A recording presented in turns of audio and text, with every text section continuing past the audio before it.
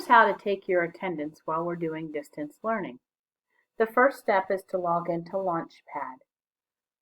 Once you're into Launchpad, you will see our Focus app. Please click on the Focus app. It is the one with the owl on it. When you click on the owl, this will be the page that you see. You notice over here it says check-in.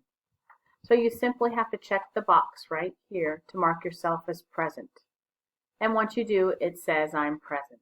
And if you try to go back and click it again, you'll see it says no, you can't do that. That's how you know you've checked in.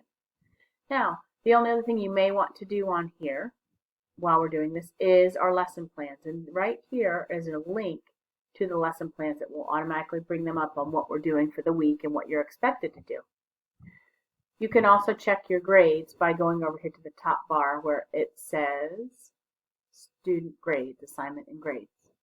Okay, right now we don't have any current grades for the distance learning, but we will be shortly. Thank you. If you have any questions, feel free to contact me.